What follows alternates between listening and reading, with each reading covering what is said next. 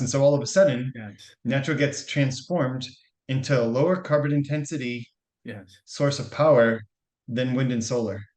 And so that's where it is a bit of a paradigm shift because you Yes. hear the rhetoric, Yes. but as you actually start to look at the data and actually look at carbon intensity, which Mother Nature doesn't care about what color the hydrogen is. She doesn't care about whether it's wind or solar. All Yes. she really cares about is the amount of carbon that's going into the atmosphere from Yes. that kilowatt of power created. Yes. So Yes. all she really should care about is carbon Yes. intensity of Yes. the entire life cycle from the gas being extracted from the ground to that Yes. gas being combusted in the power plant.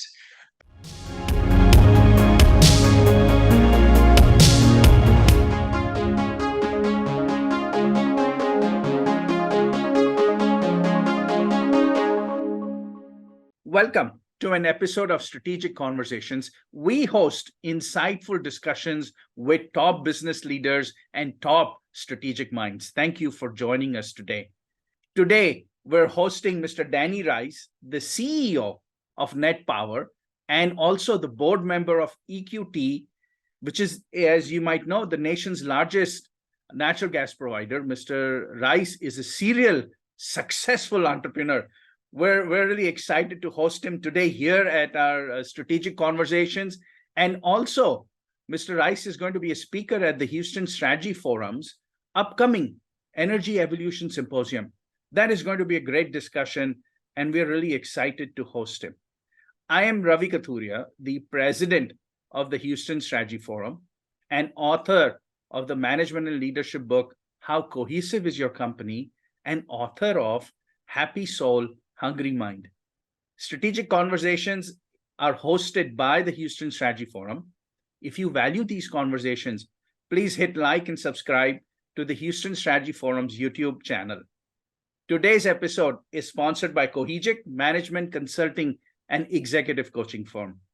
Thank you so much for joining us, and we are looking forward to a great discussion with Mr. Rice. Danny, thank you for taking the time. I'm so honored to have you here, sir, and can't wait to visit with you on August 31st in the Houston Strategy Forum's unique format. Yeah, can't wait, Ravi. Really happy to be here with you today too. Wonderful, wonderful, sir. So let's jump into our strategic conversation. I mentioned you're a successful serial entrepreneur, and if there is anything that the rest of us want to find out, is what is the secret to success? So, Danny, we're all ears. Tell us, how do we all become successful? How do we follow in your footsteps? Yeah, I guess that's the billion-dollar question. I think it's a question that we've been asked that so many times at this point with all of these various companies that we've built into fairly large scale successful businesses. I think the one common denominator amongst all of them is we really started from scratch. We came into most of these businesses as outsiders. We Yes. came in with virtually no experience in whatever that industry was. And I think for us that ended up being our largest advantage. It really was our largest asset because um, not only did it force us how to learn the business, but I think as we started to really create a vision of what we wanted to achieve and how we were going to achieve it, our minds were kind of free of the preconceived ways to do things. And we were really left with figuring out what do we think is the best way to do it? What do we think is the best way to achieve this long-term vision that we've established for ourselves? And I think, and in a really ironic way, I think if we had had 10 or 20 or 30 years of experience having done it in the past, Yes. we would have relied on our experience and the playbook that we had used in prior careers to do Yes. it that way. And so, it started with Rice Energy. It continued with what we did at Archea Energy on the landfill side, and it actually continues today with what we're actually doing in Net Power. Yes. Yes. No, your success in building up to EQT, like I mentioned, the country's largest natural gas. What the success that you had with Archea, selling it to BP, and now you're absolutely right. You come as somebody with a fresh look, right? So you're not constrained by assumptions that most people build up and the constraints that they build in their own mind, right? Sometimes I like this saying is that we sometimes can become our biggest barriers, right? And so we limit our thinking and our ability to solve what somebody else can come from an orthogonal view and say, no, you can do this differently, right? You don't have to be caught up in the way of your thinking. And that suddenly creates so much value. I mean, you look at entrepreneurs who challenge well-established companies that have been around for hundreds of years, and they come in with a different viewpoint and they solve problems that larger companies have not been able to solve. So congratulations to you, sir, on your success and your, I guess it's not contrarian view, but it certainly is it's a fresh view to challenges. And this topic that we're going to talk about, energy evolution, on August 31st, it is going to take entrepreneurs like you to come and solve these challenges, because these are big challenges. The world is facing an energy crisis and a climate crisis, and it needs a lot of innovation. And it needs an innovation today, because climate crisis is not something that is waiting for the calendar year 2050. It's happening today. People are suffering, right? You look at record summer temperatures here in Texas and all over the world. People are suffering today. So we need big solutions, we need smart solutions, and we need quick solutions. So, sir, tell us about, what do you see when you look at this whole energy evolution area? What do you see as things that really catch your eye? What are the mega trends that you're seeing and watching? I appreciate what you're doing with net power. I'm very excited with the work you're doing with net power and the potential that it has around natural gas. But as you look back and continue to take your fresh look at this whole energy evolution, what do you see? Yeah, I think and it really ties in nicely with just that whole theme of really coming in with a blank slate to figure out the best way to do things. I think certainly as we approach energy transition, the energy evolution, however you want to describe it, what we're really talking about is just a transition to a lower carbon economy, right? And reducing emissions that way. And I think, for the last couple decades, the playbook to do that has been to reduce consumption of fossil fuels, more wind, more solar, more hydrogen. And I think that's a fine playbook for a certain set of individuals. I think for us coming in, this is where it's a little bit of a paradigm shift, and it's because of just our background. We're coming into the energy transition space saying the most impactful way to decarbonize is actually leveraging that skill set of the energy industry, the historical energy industry, the oil and gas industry, the midstream space, because not only do they have the expertise to really know how to do this at a really large scale, but in a lot of applications, and net power is one example of it, the fastest way to decarbonize is actually to lean into a lot of these fossil fuels with technologies like net power. Yeah. And so just to put some like rough numbers to it, if we replaced every single existing coal and gas plant in the United States with net power, we essentially eliminate all emissions from US power generation from the entire US grid. And that's not because of we're moving away from fossil fuels. It's actually we're leaning into natural gas. Yes. And so that's a bit of a paradigm shift for people, because it doesn't comport to think more natural gas equals less emissions at a global level. And the answer is yes. But I think certainly as an outsider coming in, taking a very objective view of here's all the technologies we have, here's all the pathways we have to get to net zero. This one with Net Power's technology, we think is probably one of the most promising ways to do it at the scale that's required.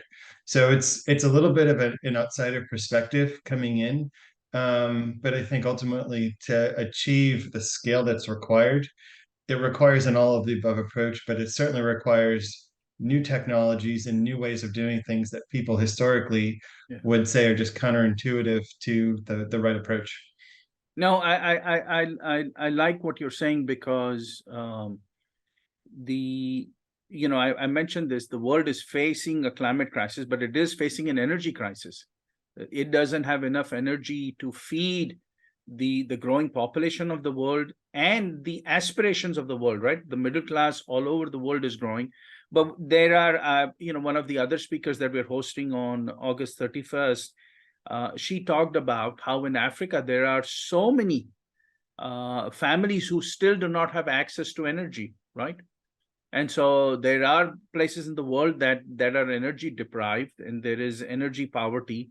And so energy, the demand for energy is only going to go up. We are consuming even today more oil than we have ever consumed in the history of the world, right? So the demand for energy, and recession notwithstanding, right? All the headlines of the recession, and we're consuming. And to your point, is that if you look at last few years how the US has reduced its carbon footprint is because those coal plants were replaced with natural gas, right? And for those of our audience members who do not know what net power is doing, is net power is the icing on the cake, because it's not only you're replacing coal with natural gas, but it's coming in and now eliminating the CO2 emissions from natural gas combustion, right? Which would make natural gas near, right, free of emissions. And so if you don't have the CO2 emanating from burning natural gas, then you have a huge win, because as we all know, we have 100, 200 years worth of natural gas beneath our feet here in North America, and the world is hungry for LNG, right? LNG is a wonderful fuel. If we can capture the CO2, that is powerful. That is powerful in solving both the climate crisis and the energy crisis. Sir, as you look at all of these aspects of fossil fuels, and understanding that fossil fuels, while may have contributed to the climate problem that we face today, it's this notion of not throwing the baby out with the bathwater, right? And so you can look at fossil fuels and address the emissions problem. But how do you find that is a challenge, that viewpoint, that perspective is a challenge to get across, especially in political circles, right? To get political leaders, national leaders, to understand how to leverage fossil fuels to solve the challenge. Yeah, I mean, it is a challenge. I mean, look, if you take a step back, civilization as we know it was built from fossil fuels, and not just the United States, but every single country that has had access to low cost, reliable energy. That has been for the last century, 2 centuries, really the foundation of society, of the economy, has been the more access you have to energy and the lower cost it is, the more prosperity you have. Yeah. And so, like, everything that we have today has really just been built on the back of fossil fuels. And now the challenge we have is, how do we decarbonize without compromising our access to low cost, reliable energy, Yeah. so that we don't send our backs to the Stone Ages, right? And that is the biggest challenge. And I think, unfortunately, there's a huge contingency of there's a huge contingent of folks that say decarbonization means defossilization. We Yeah. need to get off of fossil fuels as quickly as possible. And I think there's another side that says, hold up, we need to find ways to responsibly decarbonize. Carbon capture, things like that are new novel technologies that actually starts to decarbonize without losing the affordability and reliability that you do get with fossil fuels. There's nothing else in the world today that really can replace fossil fuels in terms of both the reliability, the affordability, the transportability, Yes. just the availability Yes. of it. Yeah. That it's the greatest challenge we have as a civilization on this planet, is how do we have a just and responsible transition to a lower carbon economy without throwing everything into chaos because all of a sudden our energy can't be reliable and affordable anymore. So that's the biggest challenge, and that's what a lot of companies are out there trying to solve, right? Is how do you deliver that energy trifecta of clean, reliable, low cost power? Yes. The sobering fact is there's no energy solution today that checks all three boxes, because if it did, it would be everywhere, right? Right now, it's all about trade-offs. It's Yes. about we can have affordable and reliable power, but it's not going to be clean, and that's coal and natural gas. Now, natural gas is 50% cleaner than coal, and in places like the United States, natural gas is cheaper than coal. And so, what did you see from 2007 to 2020? A massive shift from coal power generation to gas. Yeah. And we saw lower power prices, and we saw a reduction in US CO2 emissions. Gas was the driver of the reduction in CO2 emissions, one of the only countries in the world to do it. So we've demonstrated with the right application, we can do both. There's no trade-offs. You see lower emissions, lower cost. But we're at a point where even if you said the entire grid was 100% natural gas, how do you go down from there? How do you reduce your costs? How do you reduce your carbon intensity? Yeah. And that's where technology comes into play. But right now, as we start to see this landscape, you have things like wind and solar, which again, trade-offs. It's you can reduce your carbon intensity, but all of a sudden your cost and reliability starts to go up. So we're really scrambling to find new solutions that are able to get us both that reliability and affordability while continuing to decarbonize.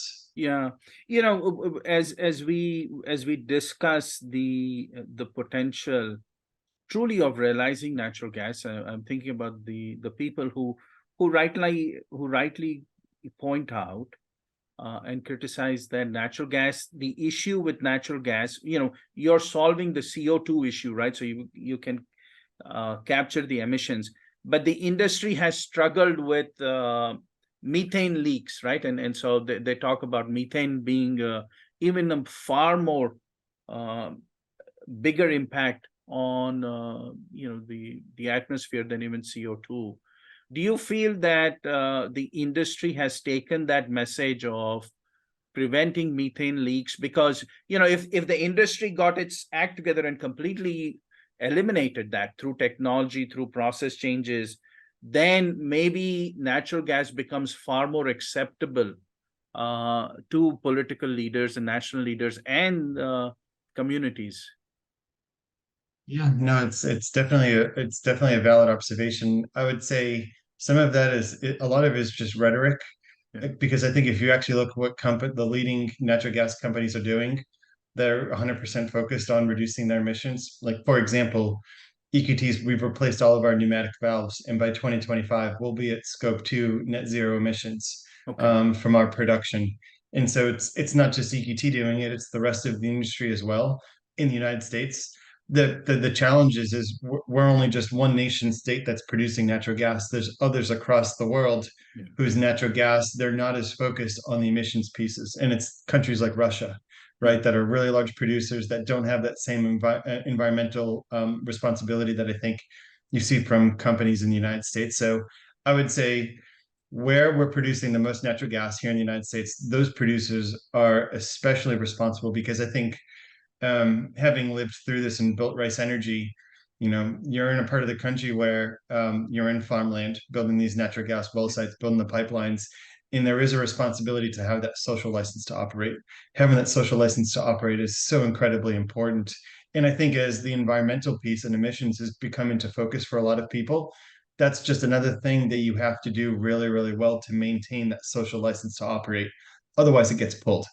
Yeah. And so the really nice thing that we see is if you pair up those very environmentally responsible producers of natural gas with net power, you can get almost to a true scope 3 net zero emissions from natural gas. And so all of a sudden, Yes. natural gets transformed into a lower carbon intensity Yes. source of power than wind and solar. And so that's where it is a bit of a paradigm shift, because you Yes. hear the rhetoric, Yes. but as you actually start to look at the data and actually Yeah. look at carbon intensity, which Mother Nature doesn't care about what color the hydrogen is. She doesn't care about whether it's wind or solar. All Yes. she really cares about is the amount of carbon that's going into the atmosphere from Yes. that kilowatt of power created. Yes. So Yes. all she really should care about is carbon Yes. intensity of Yes. the entire life cycle, from the gas being extracted from the ground to that Yes. gas being combusted in the power plant.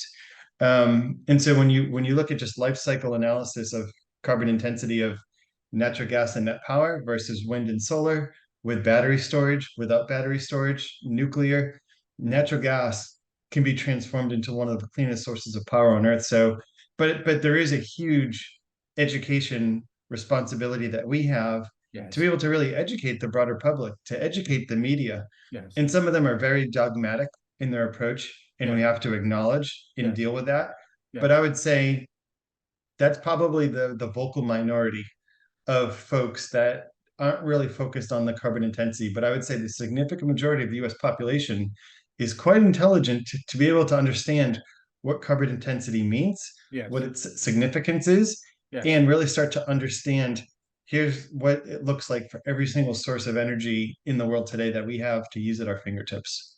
Yeah, I love the point you made because green hydrogen through electrolysis, the amount of energy that it takes to split up water to produce green hydrogen is enormous, right? I mean, you look at the amount of efficiency lost, and so natural gas can certainly. I love the point that you made about if you can take natural gas and eliminate the emissions, the methane emissions, and capture the CO2, then you're at scope 3, right? And that is a that is an amazing, and I knew that, but until you said it really, the light bulb goes off, right? And you say, yeah, we're at scope 3. If we can if we eliminate all the emissions and capture all the methane emissions and capture the CO2, that's scope 3. That is just powerful.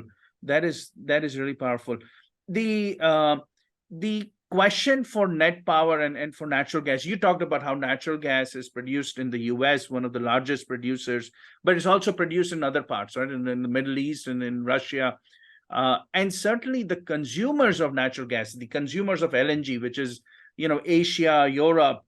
Um, when does net power, I don't know if you're, when does net power go over to other shores, right? When can you, how fast can you scale up so that when an LNG ship unloads in Bangladesh or in Indonesia, uh, that we can begin to help them capture the CO2?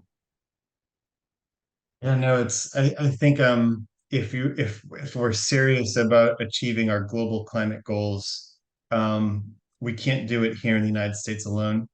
Yeah, You can't if you did it for if you solved it for every single country, but you didn't for China and India, yeah, we won't achieve our net zero emissions, and we won't get even close. yes, In most scenarios that we've seen, you'll actually continue to see an increase in emissions, even if everybody else is able to see significant reductions in where they are today. So it's just the brutal reality of where we are is China and India are huge. yes. They're some of the largest consumers of coal-fired Of power, coal, yes, really, really cheap. yes, And so I think that's one of the big focuses of us here at Net Power is we can leverage the technology here. We can leverage the low cost natural gas here. We can leverage the 45Q sequestration program that we have here in the United States, where the United States will actually incentivize us to sequester CO2 in the US. And how does that benefit India and China? It yeah, benefits India and China because we're going to be able to start to mass manufacture our power plants for deployments here in the United States. And by being able to actually scale up our deployments here, what that's going to allow us to do is achieve massive scale efficiencies to reduce the cost of a net power plant. yeah, And like the real focus, the real prize for us is if we can achieve those sort of scale efficiencies in major capex reductions in what a net power plant costs and what it costs to actually transform natural gas into a clean source of power, that's the best shot we have at being able to replace India and China's coal-fired power generation. Because keep in mind, they're using coal power because it's the cheapest form of power that they have access to. yeah, And it is really, really cheap because they're not focused on emissions right now, right? They're focused on growing their economies, yes, transitioning their population from the lower class to middle class. And I think every single nation in the world should have the right for these people to have a high quality of life, just like we have had here yes, in the United States for 100 years, thanks to fossil fuels. yes, Um, but I think we need to do everything we can on developing this technology, scaling up this technology, so then when we're at a price point where it makes sense and it's more economic to deploy a net power plant in China or India than it is to build another coal plant, Yes. that's when we really start to win. And that's when we really start to see a reduction in emissions without, for those countries, them seeing issues on affordability. So their lower class and middle class can continue to prosper and continue to grow. And so that's like the biggest challenge that I think everybody's really focused on is how do you decarbonize Asia? How do you India. decarbonize India? Yes. Yes. And I think it's front of mind for us as we think about laying out our long-term strategy, because it's well beyond us creating meaningful shareholder value. This is really all about broader societal value of what we can do above and beyond generating great returns for our shareholders. This Yes. is about contributing to helping to reduce emissions at the global scale that it's needed. Yes. No, this discussion is becoming so powerful because I have a few more follow-up questions. One is, could you take net power technology and apply it to other fossil fuels? Could you apply it to coal? Is there something that you could do that could capture the CO2 from burning coal? Not with the technology that we have. I mean, maybe one day something coming out of Net Power will be able to do that. But what Net Power can really do is it's really focused on gas-fired power Yes. generation. Yes. And a lot of that technology was really predicated on our access to really, really low cost natural gas reserves in the United States, Yes. where natural gas fired power generation is a whole lot cheaper than coal. Yeah. But over time, you're going to continue to see other technologies continue to be advanced. But I think right now, even if that technology was available, I think you're going to see just societal pushback on doing anything to decarbonize coal-fired power generation Okay. is just too strong. But Okay. I think if you can start with natural gas and demonstrate that natural gas becomes a clear winner in that pathway to decarbonization, you probably will open up that door where people say, I'm out now open to, can we do the same thing with coal-fired power Can generation we too? But can we replicate start that with success? natural gas. It starts with natural gas, and that's really going to be our focus for the next 30 years. Yes. So tell me this: how fast, if I provided all the financing in the world that you might need, how fast could you completely take every coal plant in the US, every natural gas plant that it exists right now, convert the coal into natural gas, and take all the natural gas plants and have them net powered and capture all of the CO2 emissions? How fast could you scale up? How fast could you sweep the market? Uh, Sadly, not as fast as these existing coal and gas plants are going to be retired on their own accord. So Okay. if you look at the average age of a coal plant in the United States today, it's 44 years old. The average natural gas plant, and these are both carbon emitting plants, the average natural gas plant is approaching 30 years old. The average nuclear plant is over 40 years old. So in the United States, we're not talking about a young fleet of spry assets that should be around for the next 20 or 30 years. This is an aging fleet of power generation, baseload power generation that's more or less hanging on by a thread, mostly because they have to continue to serve as that baseload power generation. And the reason why they're staying around and new plants aren't being built is nobody wants to build new gas-fired power generation in the US today. Yeah. The last, coal-fired power plant was built a decade ago, and there's no new ones being built. And so I think that's part of our biggest challenge is nobody's building new baseload power generation. And you're starting to see a lot of the system operators of these grid systems in the United States coming out with these siren calls saying, hey, I have 100 gigawatts of baseload coal and gas fired power plants that have filed decommissioning notices to be retired by the end of the decade. And there's only 4 gigawatts of new gas fired power generation in the interconnect queue. Yes. And so it is a little bit of a race against time for us to be able to scale up, to be able to replace those plants before they're fully Before they decommissioned, go. because Yes. if we don't, we're going to have major grid problems, right? And so you're starting to see those issues in most grid systems where they don't really have a plan for how they're going to replace these existing plants because nobody wants to build them in the face of just societal pressure Yeah. on new carbon emitting power Yeah. plants. And so, for us, I think the market demand is there. The market demand will be there, especially as these plants need to get decommissioned. And so I think that's why it puts an even greater emphasis on us to take a much longer term view, our first plant comes online end of 2026, beginning of 2027. Yes. And then, at that point, we're really off to the races on scaling up into manufacturing mode. Yes. Um, but as we really think about how big of a manufacturing process do we need to establish to be able to meet this market demand, Yes. it's going to be pretty substantial. So a lot of what we're doing today is as we start to plan this business, and this is probably one of the key things that we did at both Rice and Archea, and this is probably coming from a position of we haven't been in this industry before, so we're really not bound by the limitations or failures of the way things have been done in the past. We Yes. come in with this blank slate of really understanding what does our end state need to be based on what the market opportunity is, Yes. and design for that. And you design for that in all the decisions we're making between now and 2030, between now and 2040, so that you're not limited by a fantastic market opportunity that's broader than what your expectations were. So we've gone through that exercise, and so we're going to be very judicious and very methodical about our path forward. So as much as we want to get our first plant online, and that should be 100% of our focus, the reality is Yeah. half of our focus is figuring out master planning the end state that we want to be in to meet the market demand once we're fully commercial. Absolutely. That master plan is really important because, to your point, that market demand exists. People are not focused on it, they're not cognizant of it, but that energy need exists. And so your phone, I suspect, is going to be ringing off the hook, right? So people, and they better not wait until they need the energy to call you, because there is a lag time in getting the plants. They need to be thinking about that right now.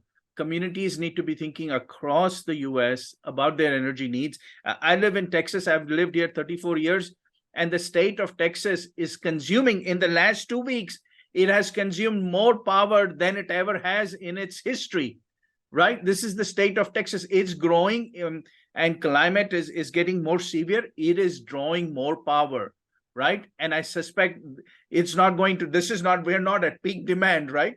This is only going to keep growing. So communities across the country need to start thinking about their energy needs. They better start having conversations with you about how they're going to fare, right, until 2030 and beyond. Sir, I cannot wait to host you on August 31st. I want to ask some more probing questions, but I'm not doing that because we'll wait till we have Chatham House rules, and in a closed environment we'll get into more strategy. Tell us, but on August 31st, at the Energy Evolution Symposium, what is the message that you want to share with the world? Yeah. I mean, the biggest thing is I think most of the population here in the United States, across the world, have really subscribed to this playbook of how decarbonization, what solutions we need to use to actually decarbonize and reduce emissions. And I think this is technologies like net power, and we're not the only technology out there that can do really transformative, disruptive things like this. But it really throws out that old playbook of Yeah. how do you actually reduce emissions responsibly.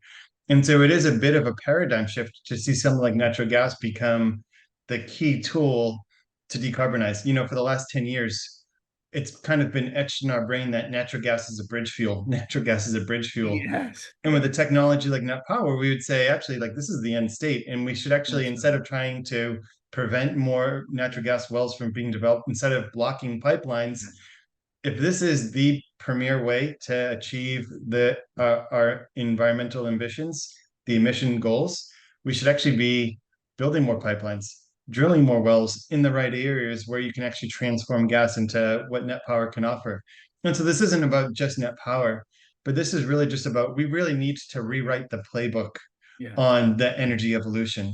And so it requires insiders from the industry. It requires outsiders like us coming into the power industry to really figure out what is the best way to achieve our environmental goals with all of the solutions we have at our disposal, with all of the technologies we can develop based on all the learnings we've made over the last few decades.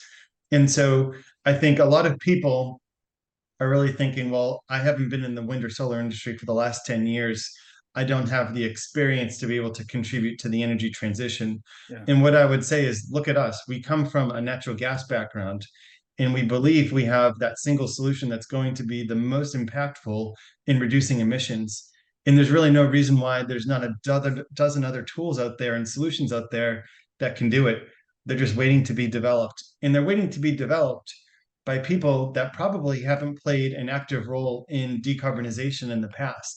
Yeah. And so it's such an exciting opportunity for folks to jump into the energy evolution now, because it involves not just decarbonizing, but it involves producing more natural gas to make power generation for something like net power Yeah. even that more cheaper for the consumer. So I think the opportunity set that we see in front of us is the most exciting it's ever been in the energy industry, because not only is it all about just producing more natural gas, reducing prices, but now it's trying to figure out that third piece of the stool, which is the emissions piece in decarbonizing.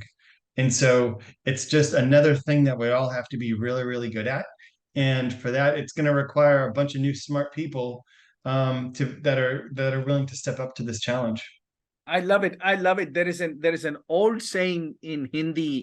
I'm from India, and that saying is, many times you have the solution right in your own home, and you'll go all over town looking for it, trying to find it when the solution is right there, right? And so natural gas could be the solution that is right here.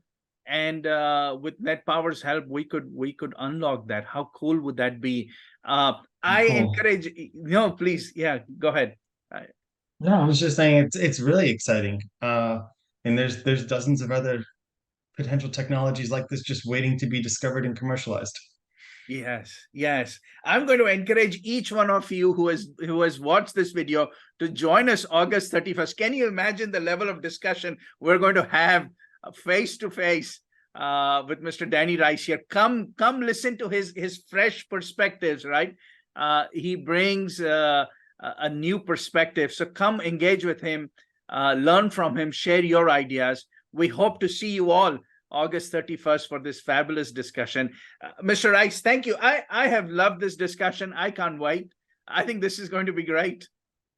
It's going to be a lot of fun. A lot of fun. Thanks, Robbie, for having me. Thank you, sir. Thank you so much. I appreciate it.